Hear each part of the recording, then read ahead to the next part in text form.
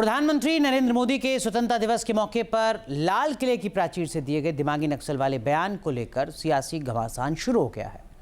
Urban नक्सल के बाद दिमागी नक्सल वाले बयान से विपक्षी नेता बौखला गए हैं, जिससे सियासत गर्म हो गई है। आखिर पीएम मोदी ने दिमागी नक्सल को लेकर किस पर निशाना साधा, देखिए इस रिपोर्ट में।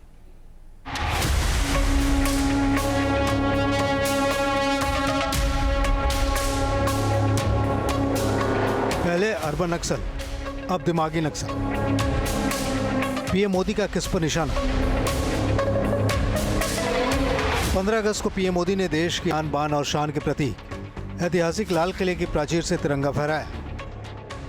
देश की नई दिशा, संकल्प और विकास की भावी योजनाओं का खाका खींचा। लाल किले से पीएम मोदी ने दिमागी नक्सल शब्द का इस्तेमाल कर देश को सुरक्षा, वैचारिक स्थिरता और सामाजिक एकता से जुड़ा स्पष्ट और सख्त संदेश दिया।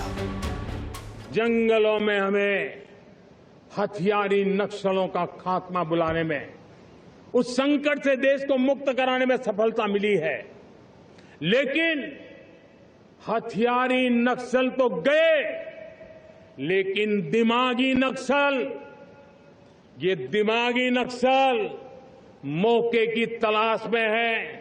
हिंसा, अराजकता के वो रास्ते खोज रहे हैं, समाज को गलत राह पर घसीटने के लिए भांति भांति के दांव कर रहे हैं।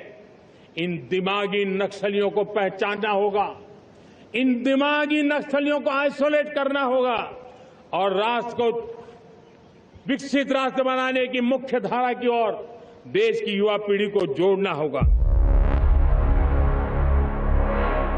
तो सुना आपने, दिमागी नक्सल सिर्फ इसी एक शब्द से विपक्ष बौखला गया। लाल किले की प्राचीर से दिए गए पीएम के इस बयान पर सियासी घमासान शुरू हो गया है। आज प्रधानमंत्री लाल किले से दिमागी नक्सल की भाषा इस्तेमाल करते हैं अपने राजनीतिक विरोधियों को लेकर। बात यह है, हकीकत यह है कि जो मुद्दा अर्बन नक्सल उठाते हैं, जो मांग वो उठाते हैं, वो मांग वो स्वीकार करते हैं। कास्ट सेंसस को लेकर उन्होंने कहा था 2 साल पहले कि यह अर्बन नक्सल सोच है, पर ठीक 1 साल पहले उन्होंने घोषणा की कि मोदी सरकार कास्ट सेंसस कराएगी, जनगणना कराएगी, जाति आधारित जनगणना कराएगी।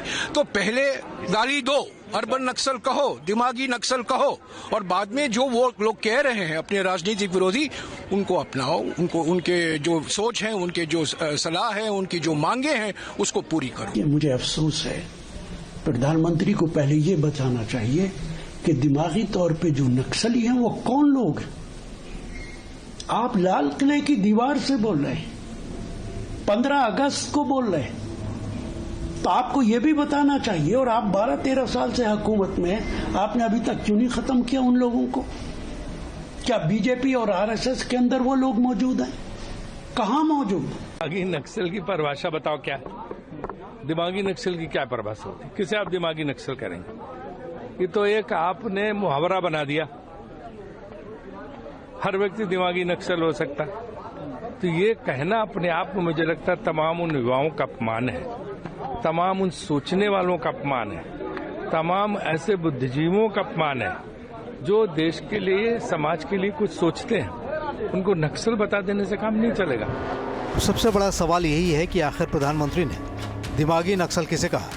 क्या ये किसी संगठन का नाम है या फिर ये उन लोगों के लिए राजनीतिक शब्द है जिन पर नक्सली विचारधारा को बढ़ावा देने का आरोप लगाया जाता है? पीएम मोदी ने अपने भाषण में सिर्फ इस शब्द का इस्तेमाल नहीं किया, बल्कि इसके साथ एक रणनीति भी बताई। उन्होंने कहा कि ऐसे लोगों को पहचानना होगा, उन्हें अलग थलग करना होगा, साथ ही देश की युवा पीढ़ी को विकसित भारत की मुख्य धारा से जोड़ने की जरूरत बताई।